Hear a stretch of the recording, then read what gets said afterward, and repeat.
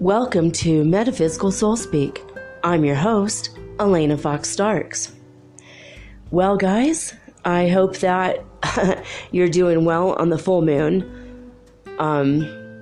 Yesterday was such a weird show. I was barely coherent. I could barely keep myself together to even do the show, and then I ended up rambling a little bit. Sorry about that.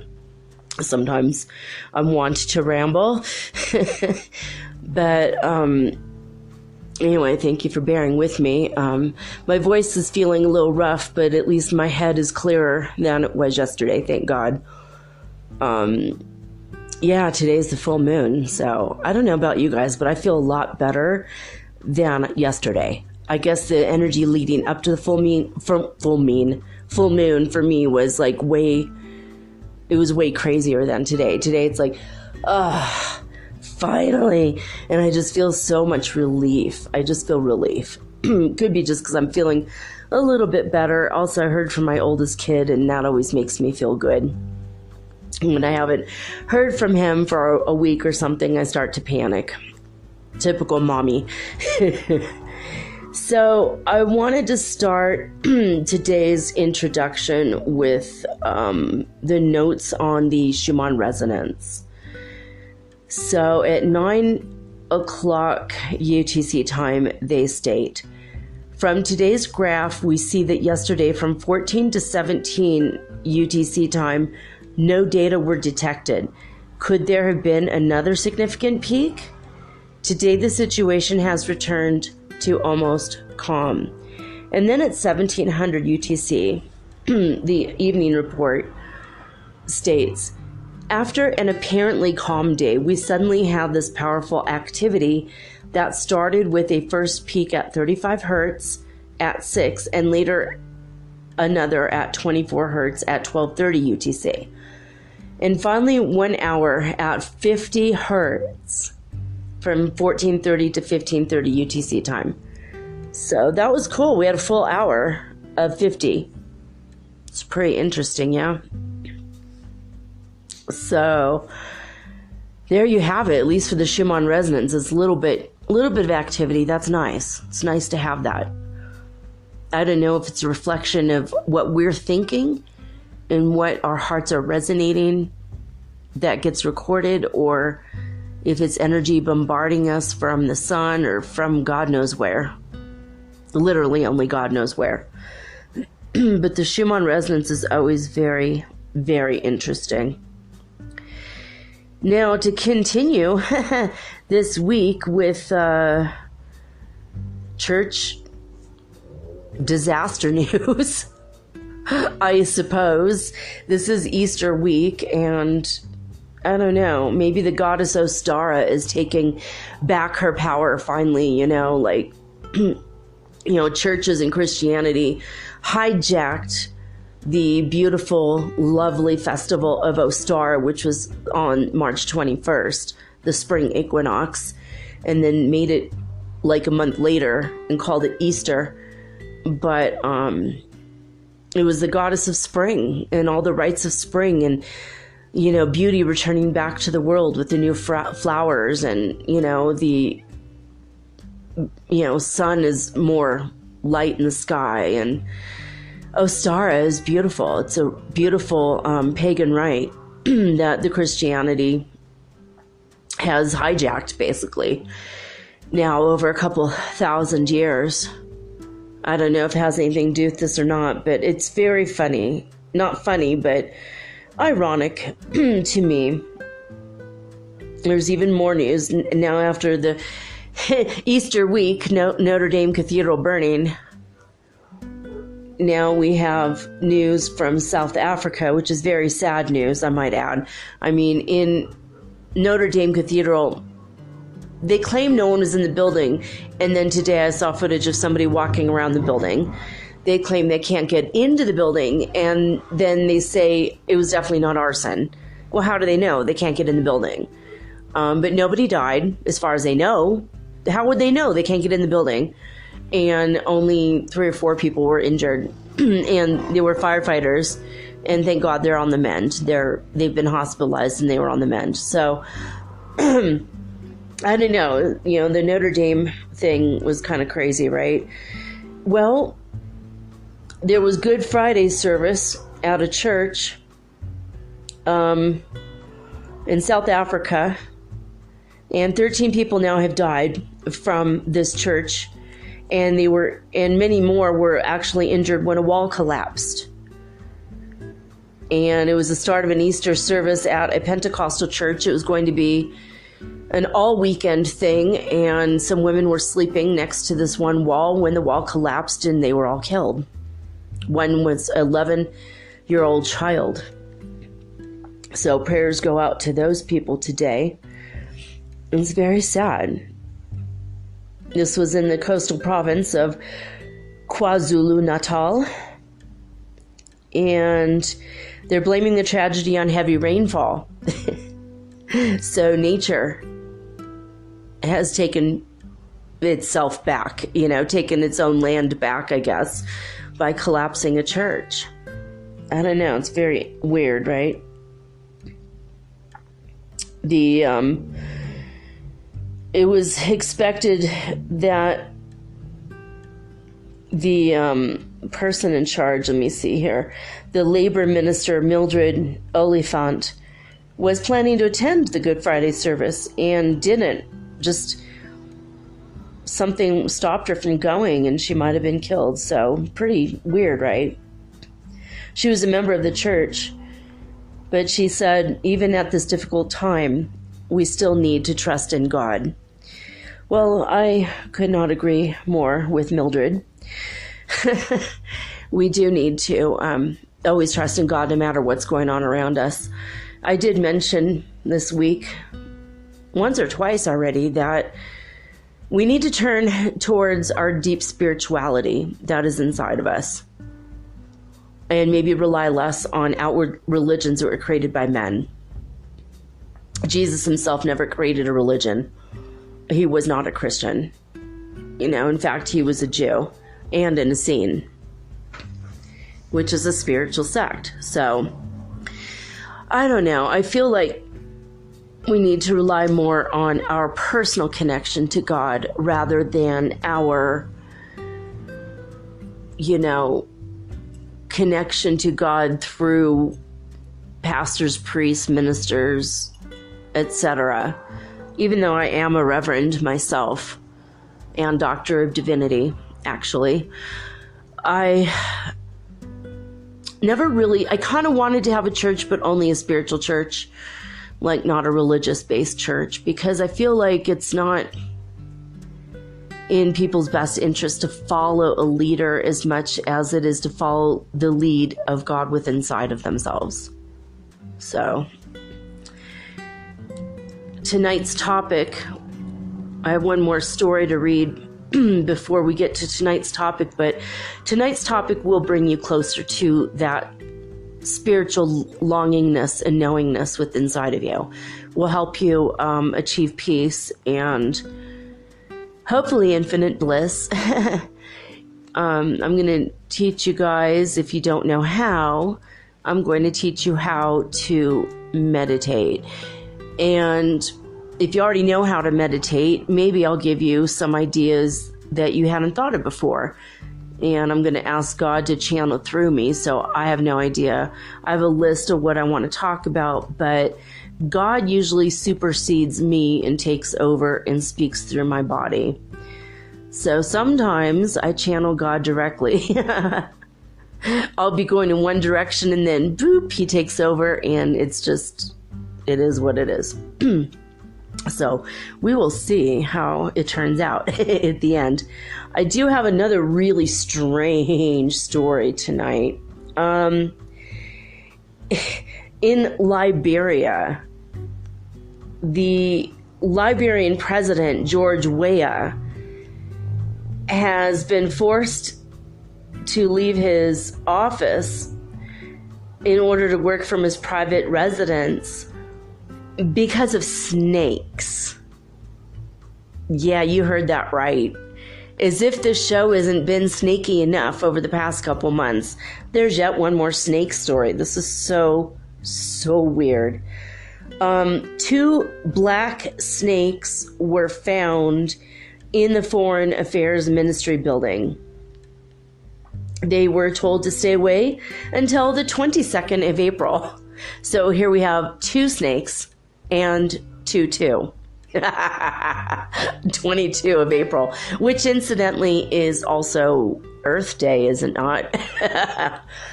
So they just want to try to give him time to fumigate the building and get all the creepy crawling things out. The last time this happened, apparently this happened before, he actually left, and now the 2 snakes have come back. So the snakes are not dumb.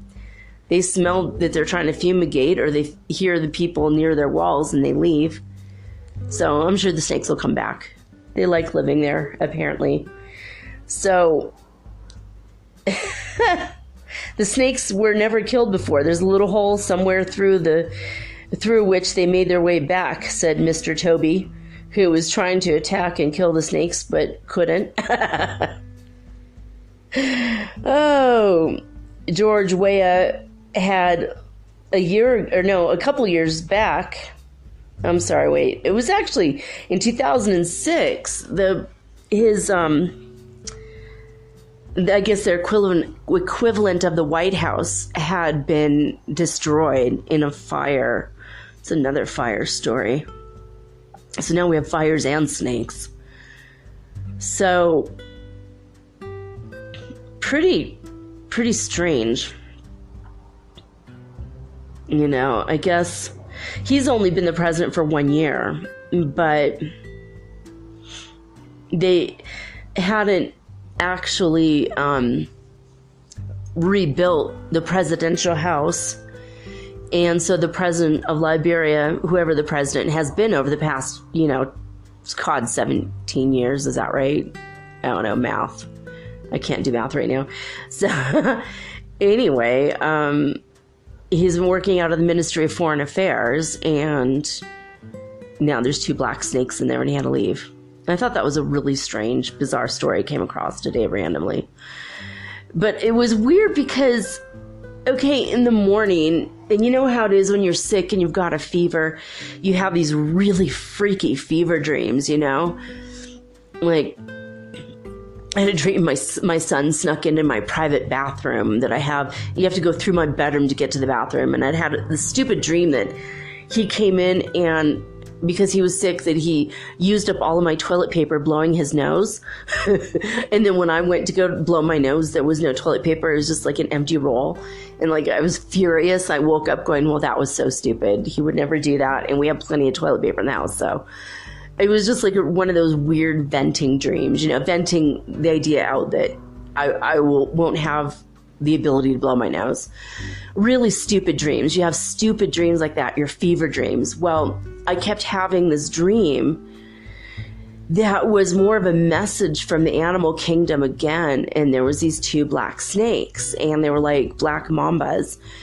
And they were both on my bed trying to get to me and trying to crawl to me to tell me a message. And I'm like, you guys, and I'm like being super still because I know they're very poisonous, and one bite, they could kill me. So this is like my dream. I'm being super still going, only with my mouth going, you guys got to get off my bed. You're freaking me out. You're freaking me out. And then I wake up, and then in the morning going through my news stories, and here this one came up, and I'm like, that is just really too weird. The black snakes are deadly, and they don't always mean what you might think. So I have no idea. I've got to look more up about it, research it a little more. I mean, the snakes that have always come to me in dreams have been like the snakes that represent Pachamama, like huge 70-foot anaconda type of snakes. And they're kind of a pale tan with red and brown markings and like diamond patterns. They're really beautiful snakes, but I don't know. I mean, that dream was very weird. These were like jet black snakes. They're very sleek and very shiny, very beautiful snakes, but scary. I mean, I woke up going, oh my God, I have snakes in my bed. What the hell? And it's just, I don't know, maybe it was Mama Wata calling me. Maybe she was sending me protection in the form of snakes. I don't know. I've got to meditate on this and find out. I've got to contact the goddesses directly. Maybe it had something to do with Goddess Hecate. I don't know. So I've got to look it up. Goddess Hecate, usually her symbol is a black dog or a wolf. And also we have, she's representative of the dead and the underworld, and she's also the mother of all witches, and she also protects women and children. So I don't know, something about Hecate came to me today, and then this Mami Wata, I just realized it might have been a message from Mami Wata. Maybe she wants me to go to the ocean.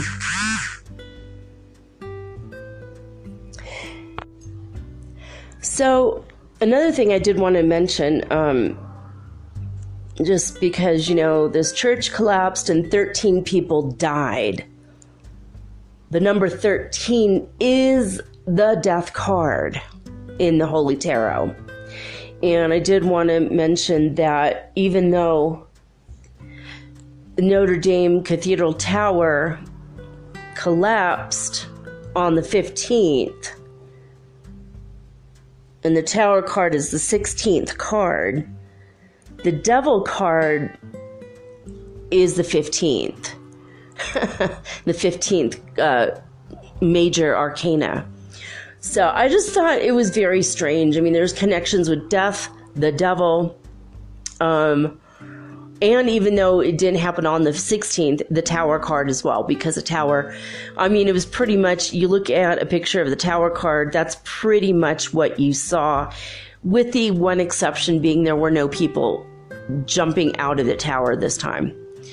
Last time we witnessed that in real life was, of course, on 9/11. And people actually were jumping out of a tower on fire. So, I don't know. I feel like there's a lot of karma that has been released. A lot of negative energy is being released. The fact that this happened on the 15th, we all know a lot of the evil doings that have come out of the Catholic Church, protecting the pedophile priests, sorry. I'm so dyslexic, I say things and then I say the ass backwards, and I don't know, it's maybe part of my Heyoka thing, doing everything backwards, but I don't know, it's all pretty interesting, yeah. I don't know. I had to mention it. The Devil card comes up, the Death card comes up, the Tower. These are all pretty transformative cards. They're not always necessarily evil or negative. They're just, you got to pay attention. The devil's in the details, right?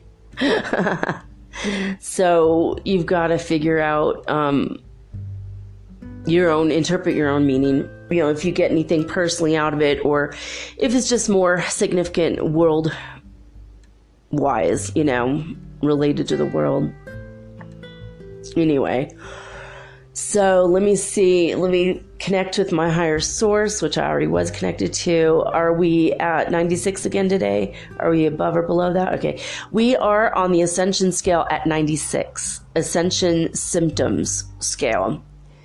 We're at 96 out of a possible 100 today. 100 meaning we're already ascended. We don't have to worry about the scale anymore. So we're at 96. So the symptoms aren't as bad. And, even though I'm sick, which I think is more of a dark night of the soul thing, my tinnitus is better. So, hey, a little bit better. Anyway, now that my ears are plugged because I'm sick. Weird. So strange. I shouldn't say I am sick. I should say my body is sick, but I am healthy, because the I am in me is always healthy. But we're going to talk about that in a moment. The I am in me, the I am in you. How to meditate. You got to find God. You got to have a good connection with God or goddess, whatever you want to call it, universe. So we're going to come back after this message, and I am going to talk about how to meditate.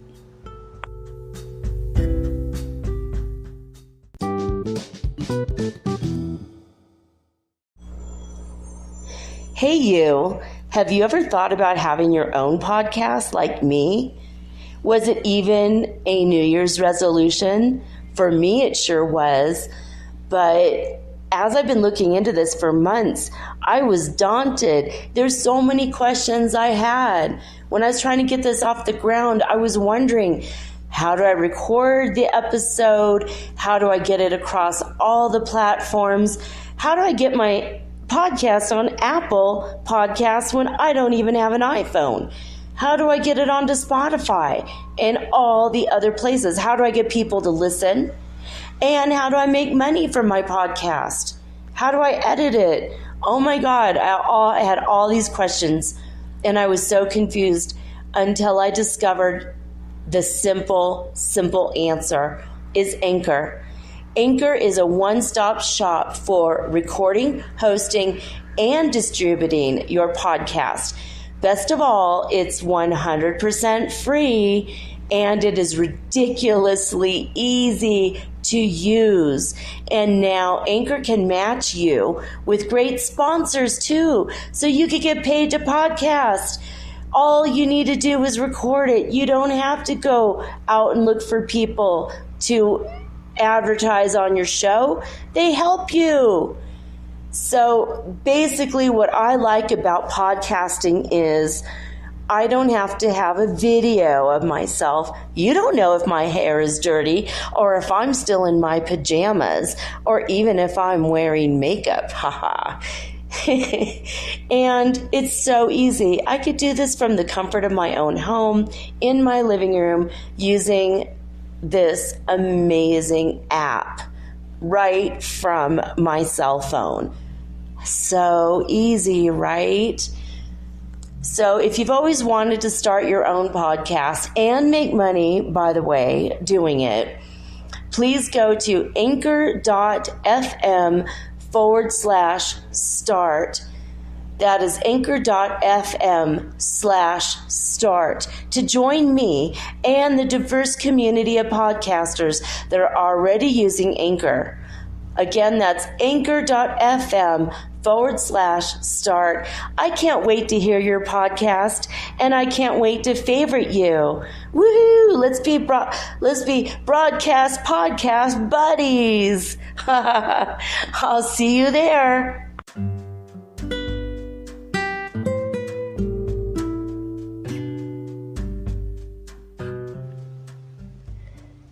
Meditation. What is it and what is its purpose? Meditation is practicing the highest presence of God, according to Paramahansa Yoganandaji. You can have many different purposes to meditation, though. It might be finding the presence of God within, or it might be to cleanse your aura or to be healthy. It might be to cleanse your chakras or to increase the power and energy of your third eye so you could see into the future or telepath with people easier. There was a story that I came across in my research about Devraha Baba. He was a master in India, and during Kumbh Mela in 1989 was his last public appearance, and he blessed people. He was 250 years old.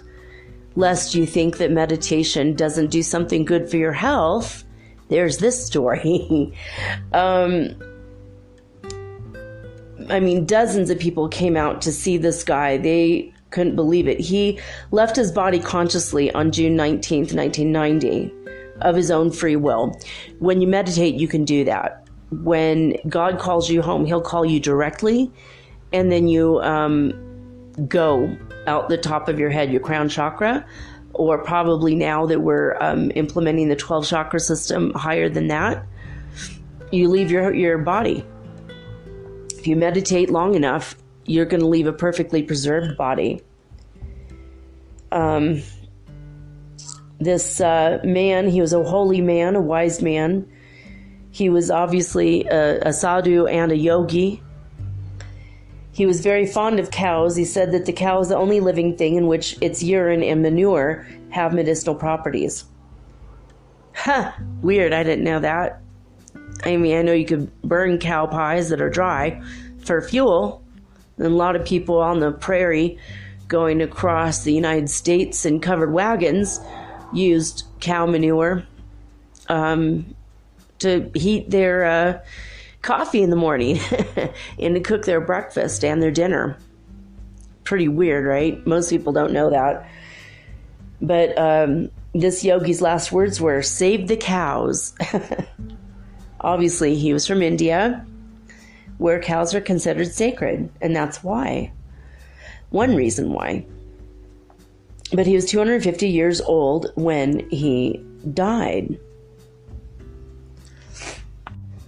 Now, there was a Buddhist monk from India who was mummified after his death, and he died in a meditative pose.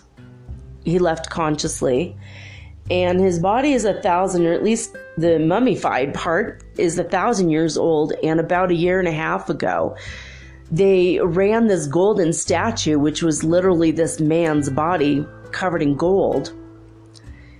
They ran it under CAT scans, scientists did, and found out that his bones and his heart and his brain were 100% perfectly preserved, as if he was just sleeping. 1,000 years he was alive, 1,000 years ago. His name is Master Shi Jian, which is spelled C-I, and then his last name is Xian. And he was mummified at the Dinghui Temple in Wuhan. So it's very interesting, isn't it? Now, Paramahansa Yogananda himself, when he died, he was put in like a crypt, or it's basically a drawer at the cemetery, and I don't know, 25 years later or 50 years later, they opened it up and he is still perfectly preserved, as if he is merely sleeping. You build up enough energy in your body while you meditate, you're not going to leave a body that rots. You will leave a body that's perfectly preserved. You don't have to be Sleeping Beauty in the forest in a glass casket that's magical to leave a perfectly preserved body. You can meditate and do it. So, I mean, if you think about having a perfectly preserved body 50 years out from your death, imagine what that would do while you're still in life. You know, you'd be very healthy, right? So it doesn't mean that you don't get sick or you don't get colds, but it does help, and you get through it much, much faster. I mean, I had my son's cold, and he was sick for over a week, and it took him like 4 days to get through the harder parts of it. And I'm in day 3 of it, and I'm almost, I would say 70% better already. You know, we'll see. Only time will tell. But I think because I spent years and years meditating. So I got to teach him how to meditate. He's good at meditating. When he was 9 years old, I think, or maybe 8, I taught him how to meditate. And he sat on the couch for 1 hour his first time out. I couldn't believe it. The kid's got good concentration. But the first time I tried it, I mean, like 2 minutes, I think, was all I could last. So, I mean, it's something that you have to build up, you know, meditating when you are going to do it right. You keep your spine as straight as possible. You put your hands on your knees.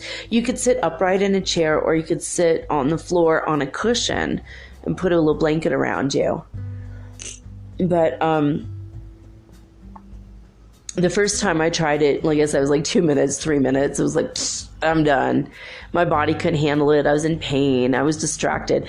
But you could spend hours and hours trying to meditate, and if your thoughts are racing, that's not good. If you have 3 minutes of complete focused concentration and you don't have any other thoughts and your mind is quiet, then that is better. That's better for you.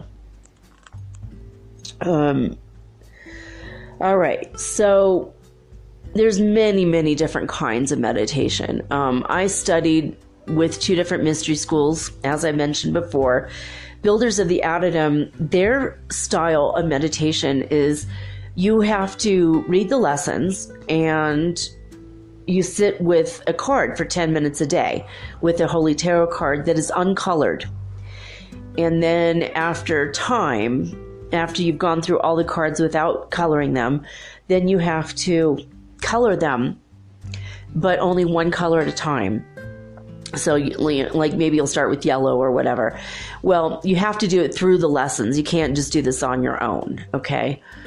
So if you're interested in that, that is a very interesting way. They develop your personality in the right way. And they're not telling you how to develop it. Your higher self will develop and grow you through focused concentration of the tarot card. And this is called the Western Kabbalah, or the Western way, because we're not really trained from a young age to sit still. You know, we have our fast-paced activities and we're always on the go, and, you know, TV and ADHD and, you know, all the stuff that's going on in the Western world. You know, we're not like sitting around a fire and focused on the fire like we did in olden times, you know. It's just like everything is moving so rapid, so fast these days. So Builders of the Addendum is good if you wanted to go from the father approach and you want to focus on something outside of yourself. So that is more of an active father meditation. Now with Self-Realization Fellowship Mystery School, you read the lesson and you meditate several times a day, and you do not focus on anything outside of yourself. Basically, I'm going to tell you the easiest thing. This is the beginning part of it. You've got to do 5 years worth of lessons before you can be invited to the inner circle and receive Kriya Yoga and receive all of those techniques. By the time you get there, you're very, very well developed. It's passive meditation because you're not really actively seeking outside yourself. You're not looking or focusing at something outside. You're just passively sitting still. You sit still, again, in a chair with your feet on the ground, and your spine as straight as you can. If you have a curvature in your spine, don't worry about it. God knows what he's doing when he made you. Doesn't mean you can't meditate correctly, so don't worry about that. But if you are meditating, again, you know, with a blanket around you and sitting on a pillow, that also can help. If you have the right kind of, you know, it'll help your spine to be more straight if you sit up on a pillow. So basically, in Paramahansa Yogananda's beginning meditation, you sit as perfectly still as possible, and you focus on your breathing, and you bring your attention to your third eye, and your eyes should look up into your third eye. And that's it. After that, it's pretty passive. You just sit and wait. You wait till all the thoughts go. You simply observe them and watch them leave. And that's it. And I mean, like I said, 2 minutes, 3 minutes tops. The first time I tried it, the next day I added a minute, the next day I added a minute. And after a couple years, so yeah, I had built up to 4.5 hours was the longest I was ever able to go in meditating at one given time. But I was meditating like 6 hours a day. So I do like a quick 2 hours in the morning And then I would do, like as long as I could go at night without falling asleep. Now, according to Paramahansa Yogananda, if you were to fall asleep while meditating, the way to overcome that is you squeeze your eyes closed really hard and then open them and close them again and open them, and do that 3 or 4 times, and then stare straight ahead with your eyes open, and then repeat that process 2 more times, and then you'll never fall asleep during that time.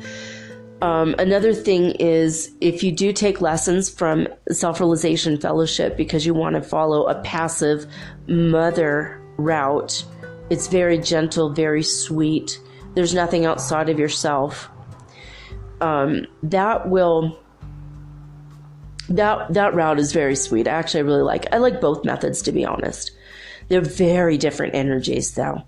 So these are only 2. There's many mystery schools out there. You could check any of them out and just see what's going on. Builders. Brotherhood of the White Temple is also a very good one, provided you don't raise your Kundalini in the first lesson. Grandma Marion did warn me about that, and I did talk to you at length about Brotherhood of the White Temple and Marion's time there, not only as a student, but also later as the director.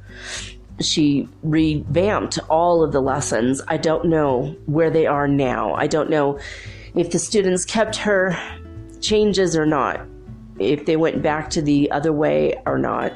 She had made everything, she'd made sense of all the lessons, but who's to say where they're at now? I don't know. But anyway, in order to get you focused and in the mood to meditate in the proper frame of reference and mind, there's various things that you can do. Paramahansa Yogananda gives a set of exercises, physical exercises, to will and force prana energy into your body.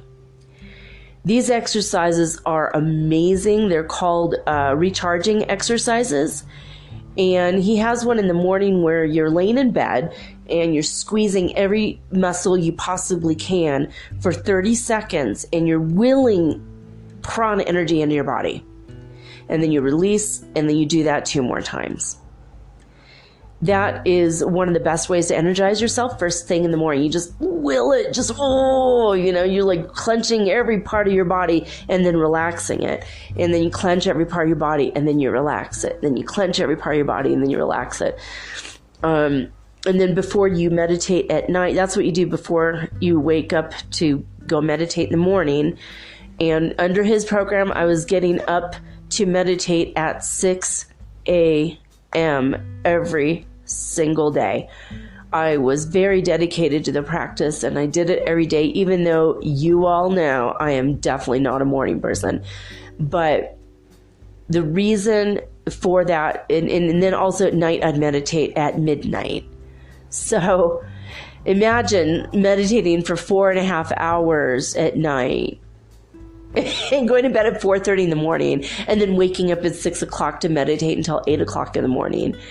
And then I just go back to bed and sleep 3, 4, 5 hours. But I didn't really need to sleep as much because I was meditating all the time. And this was before children. So when you have kids, you kind of can't really spend 6.5 hours a day meditating. It's just impossible. Your lifestyle changes completely when you have kids or a job or, a life. But the reason why midnight and 6 o'clock in the morning are so important to meditate is those are the best times. It's because most people are asleep and their mental chatter is gone. And you're not gonna, because when you get more into it, you're gonna start having more psychic ability and more telepath ability. And when you're telepathic and you start picking up on everybody's, you know what I mean? This is like, blah, it's too much. So when everyone's asleep, the whole world's still asleep, it's calm. And that helps you focus. Another thing that I learned from Paramahansa Yogananda that really helped me was, he said that instead of being distracted by the sounds around you, if you know that every sound is a part of the holy Om, which is the sound the universe makes as it's expanding. If you can know that every sound you can hear, whether it's in a car alarm or a baby crying or a magpie screeching outside, no matter what the sound is, it's all a part of the holy Om. It's all a part of God. It's all holy. So none of it should distract you. I don't know. It did help me. Now, I got so good that I could hear the sound of the universe. I don't know how to explain it other than that. So get good and you're going to hear the sound of the universe. If you could just sit still, hold your breath for a couple seconds, it's there. You're going to hear it. So it's very interesting. Very interesting stuff. So I don't know why I'm choosing this topic while I'm sick, because I'm gonna demonstrate a couple things for you. But I'm gonna tell you, if you're going to use a chant or humming to get you into the mood, a good one is Om Mani Padme Om, Om Tat Sat Om. So again, that's and see if I can do this while I'm sick. It might come out a little crazy, so hopefully not. Om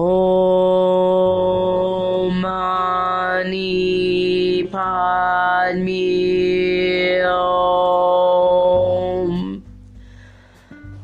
Om Tat Sat Om. Hopefully, you just felt the vibration shift in your room and in your being. I know I did. It's hard because it's like I have a cold now, but I was able to do it. If you feel that there's a negative entity lurking around, give them a good Om Mani Padme Om, Om Tat Sat Om. I mean, I would do it 3 times and then pause, and then 3 times and pause, and 3 times and pause. 3 times 3, so mote it be. There was a story about a student who was studying under Paramahansa Yogananda, and there was a negative entity hanging out. And as soon as he started chanting this Om Mani Padme Om, Om Tat Sat Om, the spirit left, and the student could hear footsteps literally racing across his roof as the spirit left. He doesn't know if it was a demon, if it was a ghost, or like earthbound spirit. He didn't know what it was, but he was like, well, that did work. If you imagine there's a bubble of white light around you and you do this, this is your ultimate protection. If you would prefer to chant the name of an angel, like for instance, I'll give you an example. Archangel Raphael is the archangel of healing, and I'm sick, so I'm going to ask Archangel Raphael to help me. And I'm going to chant his name. Raphael.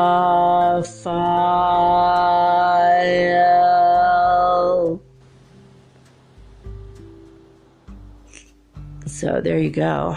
That was pretty powerful, right? You could chant Mikhail. You could chant any of the angel names.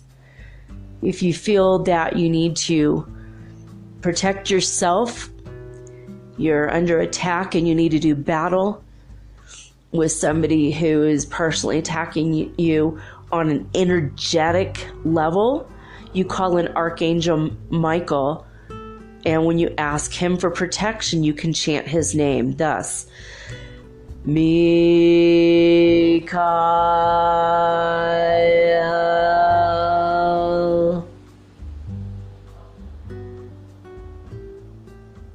Wow, you could hear a pin drop in this neighborhood. I heard one dog bark and then it was over.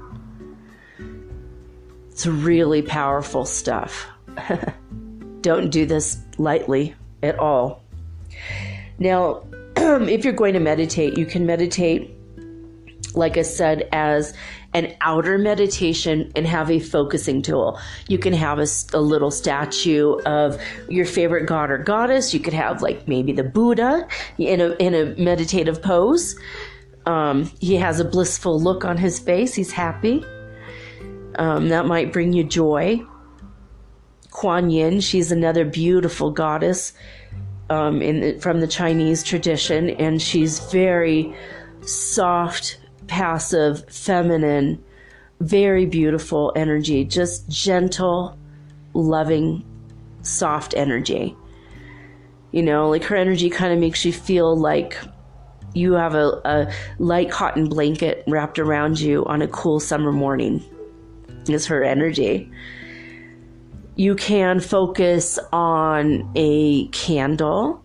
You can have other things that would gather the energy in the room to your needs, such as lighting incense. If you are sensitive to the smoke of the incense, you can instead do aromatherapy. You can, there's little candles that are below a pot of aromatherapy. Is like, you know, aromatherapy sensors, I suppose you could call them. You could find them at your local health food store.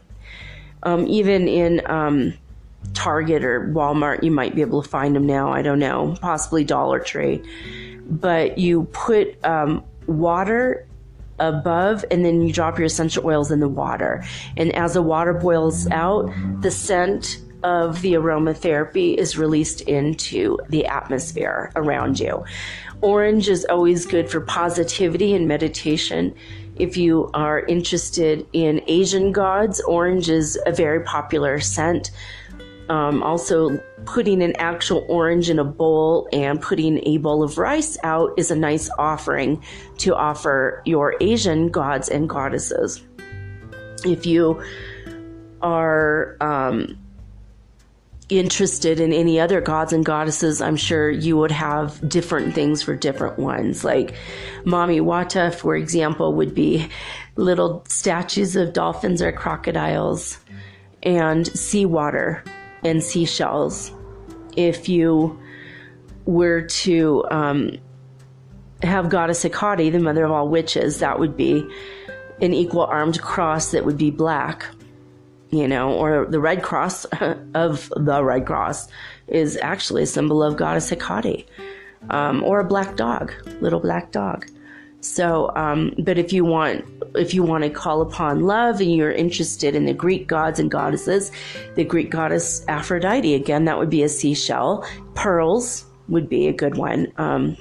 You could have anything you want. You can make a little altar in your room or in your house, and have that as your meditation altar. And if you are a Christian, of course, you could have a picture of Jesus or a symbol of a dove. And I don't recommend the crucifix ever. It is a sigil of death. It's very, very negative, and you don't want to bring negativity in your house. And my littlest kid, when he was very little, he used to go around telling everybody he was Catholic when he was 2. He'd never set foot in a Catholic church his whole life, and he has now, but back then he hadn't. And he would go around telling everyone that would listen that he's a Catholic. And I knew of his past life as a priest, so I had ordered some Catholic supplies from various sources. And I was cleaning my shelf one day, and I had a little tiny crucifix that had Jesus on the crucifix. And as I was cleaning, I just went, God, I hate to see my big brother in that position, because it was only for a little bit of time. When you think of 33 years of his life, 32 years plus was beautiful, loving works of compassion and kindness. And then like 3 days of his death, why do people focus on his death? It's super negative, right? So as I was cleaning, I was like cleaning, and all of a sudden I felt Yeshua behind me. and the little body on the cross popped off and flew onto the floor. And I'm like, oh man, that's ridiculous. Like, maybe I should just throw the cross part away and keep the Jesus part. And Brother Yeshua said, why do they have me hanging on the cross for like 2,000 years already? Get over it. He's like, I'm still not hanging on that cross. I am not there now. Why do they keep putting me there? And I'm like, yeah, that you do have a point. I think I threw away the cross and I kept the little Jesus part. But it was like ridiculous. I was like, yeah, this is kind of dumb. I prefer the symbol of a dove, something beautiful. His flower is, because of the crown of thorns, his flower is roses. Blood oranges would be a good sacrifice to put, a blood orange. Because supposedly when he was killed, where that cross had been is where the first blood orange tree grew. It was normally oranges in that region, but when the blood orange came up, it had blood in it, and that's supposedly the blood of Jesus, and that's why those oranges are very sweet. It's kind of weird and creepy almost, but also very sweet. So I don't know, it's a weird one. But anyway, back to meditating. So you could have something outside of yourself to focus on. If you wanted to stare, there's some gorgeous pictures of Jesus that are pretty accurate as to how he looked, and you can look at one of those pictures. Or of a Hindu saint, Mahavatar Babaji is a good one. He's been around for thousands of years. He left and went into higher realms of existence. He never died, so there was a saint that was a couple hundred years old in a cave, and he was my Yogi Shanti Swarup's guru. And he would leave his body. His body's perfectly preserved, and he would leave for 25 years and then come back into his body. And he was 1,000 years old or something. It was insane. And he looked 1,000 years old. And the last time he came back and inhabited his body, I mean, it looked like he could barely keep it together. He was really shaky and stuff, but he became enlightened as an old man. So his body's always going to look like an old man. But he would leave and come back, and he'd be gone for decades. But he could still come back into that body. And I think I did tell you guys a story about the yogi who was sitting on the banks of the Ganges River, and the river swallowed him up while he was meditating, and everyone had a big ceremony in mourning the loss of this monk and his passing. And 3 months later, the waters receded, and he stood up and came back into his body, stood up, and everything was fine. And they were like, oh my God, it's a miracle, And he's like, yeah, that's just my body. It's not my soul. My soul is what's important. Yogananda can come back and inhabit his body anytime he wishes. He probably doesn't wish, and he probably won't do it, but it's pretty cool that he could. Also, Yogananda and his master and all the masters before him in the Kriya Yoga line of masters, they also have the ability to create from scratch using the molecules in the atmosphere a brand new body right now. They could wave their hand and an orange tree appears before them, and they could pluck the fruit and eat it. So meditating has its rewards. Becoming enlightened has its rewards. It also is one of those things that helps your physical body, your mental body, calms things down, calms PTSD and emotional traumas and psychological scars are all lessened when you meditate. You can do a meditation with the purpose of cleansing your chakras, cleansing your aura, cleansing your third eye, like I mentioned before, or you could just do a breath one, a breathing one. There is a special walking meditation that Paramahansa Yogananda teaches. And if you're walking in nature, or even just through a park in your local city, in the city where you live, imagine all the energy around you is prana energy. It's a life force. And every time you're breathing in, you're breathing that life force into your body. And every time you're breathing out negativity and the opposite of life force, whatever you have in your body, until all you're doing is breathing in life force and breathing out life force. A good meditation practice that I do every day is I imagine that there's a column surrounding my body, almost like a habit trail for a hamster, and it's going up and down. And I just imagine that all the energy that is stagnant in my body is just like, kind of like a mail tube in New York in the old movies. It just like goes thump and it leaves. I imagine it going boom into the ground, into the earth, and it dissipates into the earth immediately and is transformed. And then I imagine new white light coming into my body. That's a really quick, like 1 minute meditation. Meditation doesn't have to last 4 to 6 hours. It can last 5 seconds if you want.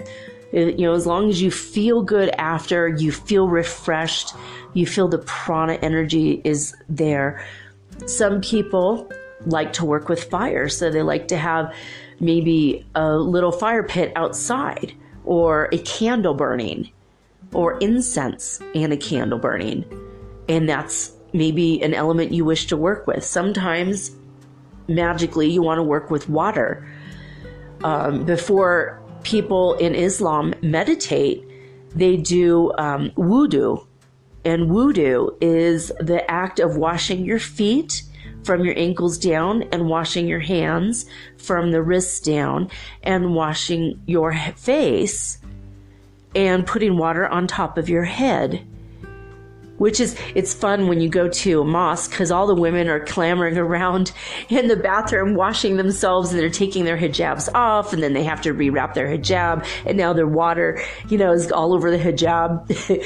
But we have to do that, and we have to say Bismillah, which means God bless us.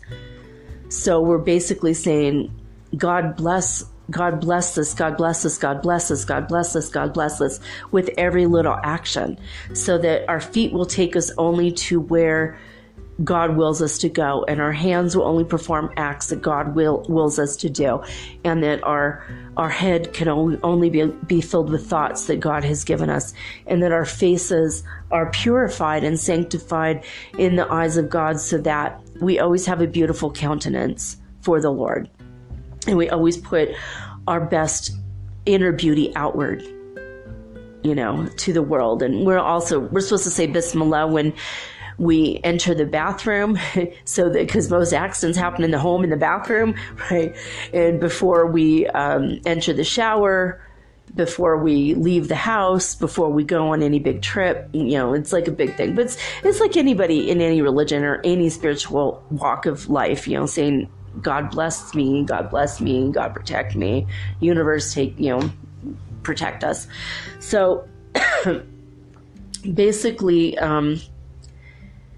so you could use water as an element, you could use fire as an element, you could meditate outside, and when it's a windy day, that might be what energizes you, because that might be your element. You might want to sit on the ground, because maybe earth is grounding for you, and that's your element. Some people meditate to ground themselves. I meditate to be with my head up in the clouds talking to God. That's me. Everybody has a different purpose for meditating, and not one purpose is better than the other. Every bit of it is good. Okay.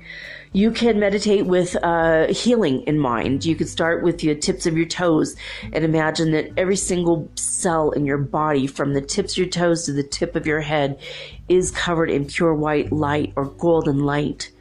And you just bring all that energy up. You can meditate with energy of the earth coming up through your body, or coming from the crown chakra, from God down through your body into the earth.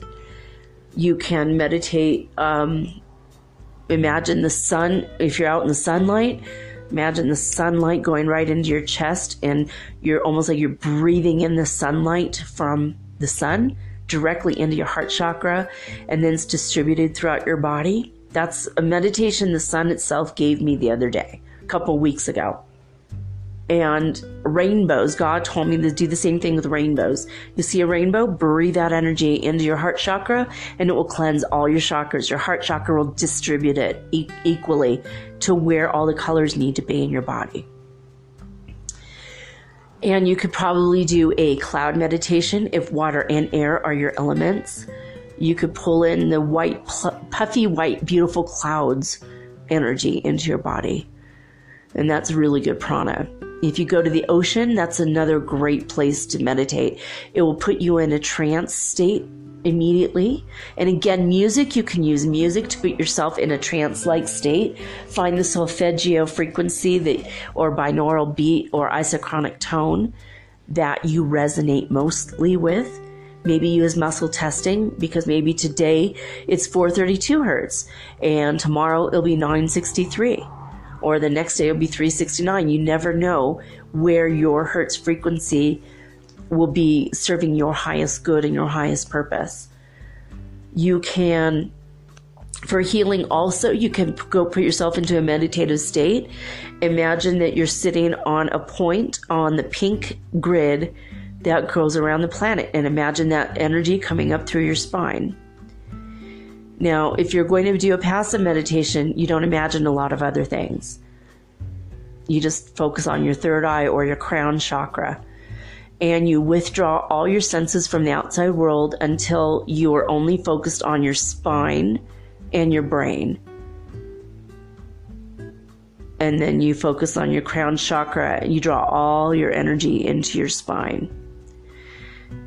So there's many different ways to meditate, and nothing is wrong and nothing is bad and nothing is superior to the other. It just depends on your focus, your purpose, your reason for meditating. If it's to calm down and you're always so anxious you can't stand it, go buy yourself a biofeedback machine and thank me later. You can also get a metronome and just focus on the sound, and that will regulate yourself, okay?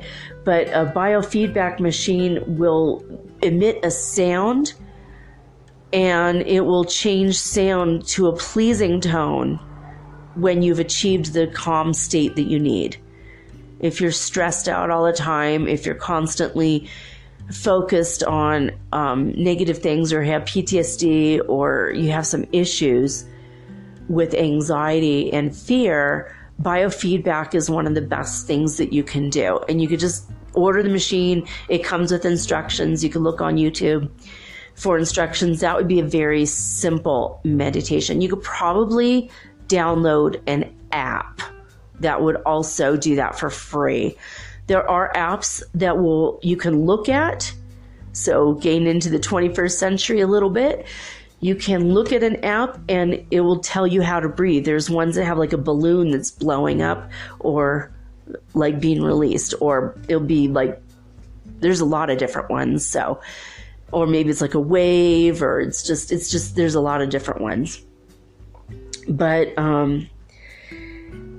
you can do a walking meditation. You don't have to sit still. If you have a hard time with the sitting still, start with a walking meditation. Start by being mindful of the trees and being mindful of how far can your ears hear, and then try to hear farther. You'll be amazed if you really focus your hearing. You're going to hear stuff you didn't know you could hear.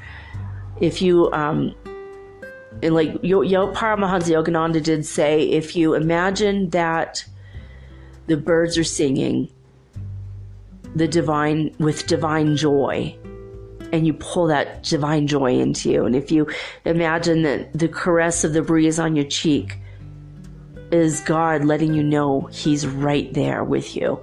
And you feel the warmth of the sun on your skin, and you know that that's the warmth of the divine, how much love he has for you, or she has for you. That is an amazing first start, or first step to getting you to a more peaceful state of mind, because ultimately you want to find the God within you, and ultimately you want to have bliss, which is the ultimate form of happiness. You want to have infinite bliss. You want to have peace and love and joy. So whether or not you go to a mystery school, you could still meditate to discover who you are inside. So in time, I actually plan on doing a couple meditations. I'm going to do a healing one, and also I'll do some hypnosis sessions as well. And eventually I will announce them when they're ready. But I'm going to put some out there for free when I have 1,000 subscribers. So if you haven't already liked or subscribed to me, go ahead and do so. And when I have 1,000 listeners, I would say when I have 1,000 listeners every day for 10 days, then I know I have 1,000 listeners, period. And then I will start putting out the free meditations and the free creative visualizations and the free hypnotherapy sessions, which is a bargain because I'm quite expensive. If I were to see clients now, I would be quite expensive. I mean, if you imagine, I started off at $80 an hour 25 years ago, giving myself a 10% raise every year. I mean, that's a lot of money. We're talking like $500 or $600 per session now, so free is always good.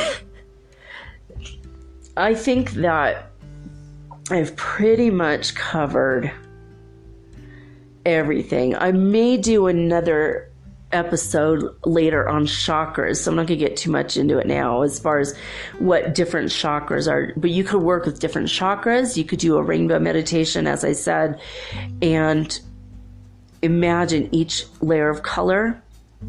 You can do white light. I prefer white light. There's a rose meditation that I learned when I was 18 that I absolutely loved. And the rose meditation, you imagine there's a white rose in front of your heart. And as it's blooming, it's pulling out all the negativity from your whole body through your heart chakra. It's just all going out. And then the rose goes out in front of you. And then it grows, bigger. And then it just dissipates into the atmosphere. And then you're surrounded by white light of protection. And then you can imagine a golden layer of protection around that. So, I don't know. I hope I've given you enough. I think that having roses in your meditation room is helpful, or any kind of flower. That would be your earth element. If you wanted to do it with all the earth elements, rose, or, flowers in a vase of water, there's your water and your earth element together. Anything that's volatile in the air, such as aromatherapy or incense, is air. And a candle, that's your fire. So if you wanted to do it with the elementals, and then spirit is you. So all five elements in one thing. So at one pass. So I think I'm done. I mean, that's all I have to say about that. I hope that helped. I love each and every one of you. Thank you for being my listener and my subscriber. Please tell your friends, anyone who would be interested in my crazy stories and paranormal, supernatural stuff, as well as witchcraft, as well as meditation and spiritual stuff. And occasionally I talk about the saints, the real ones, not fake ones. Sometimes they're in the Catholic Church, sometimes they're from India, sometimes they're just people I knew. I don't have any more Grandma Marion stories, which is sad. I don't know what I'm going to do tomorrow, but it's not going to be Grandma Marion stories because we're done with those. And I've got to figure it out. I don't know if I'm going to replace that with a new Saturday series or not. We'll see. But I was thinking if I did do a series, it would be Sundays. I'd be channeling on Sundays, but it depends. I gotta have a conversation with God and see what He has in mind for the show, because usually I go along with what He says. Even though He told me I can make the decision, I'm like, no, I want you to help me with this, because I don't know. I'm like, I don't know. I may talk about star seeds. Who knows? We'll see. We'll see what goes on tomorrow. I might do some research and find some really cool stuff I want to talk about. So we'll find out tomorrow. Anyway, I hope you have a blessed night. Again, I love you. I hope that this message finds you filled with peace and love. Another one I want to do real quick before I go is at the end of every song and prayer in Paramahansa Yogananda's temple in Malibu that I used to go to, they used to chant Om Shanti. Shanti is the word in Hindu for peace. So let me see if I can do this with my stuffy nose. Hopefully it'll come across good. Om Shanti, Shanti, Shanti. Om.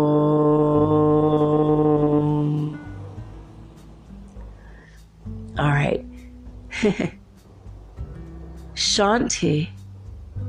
Shanti, peace. So beautiful, right? So, by the way, if you are going to chant, you're going to want to rattle and vibrate your rib cage. And at the end of the Om part, you want to push that forward up into your third eye crown chakra area. Maybe shoot or aim for in between those places. Trust me on this. You're going to want to do it that way. So I'm going to do it one more time. Hopefully, again, it's not awkward because of the thing. It is actually making me feel better. I'll try it once. I want you to hear where it's rattling my rib cage and goes up into my head. Om.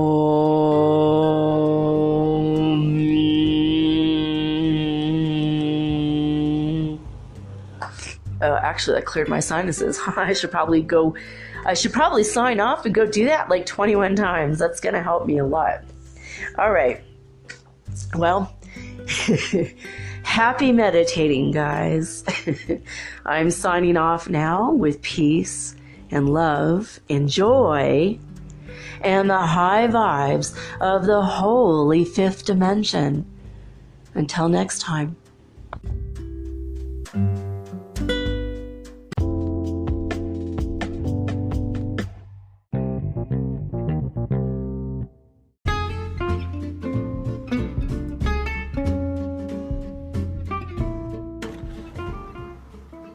Metaphysical Soul Speak is run on sponsors and listener support. This means listeners like you. If you are so inclined to support my efforts and my little podcast, please visit me at anchor.fm/metaphysical and pledge an amount of your choosing today. Thank you.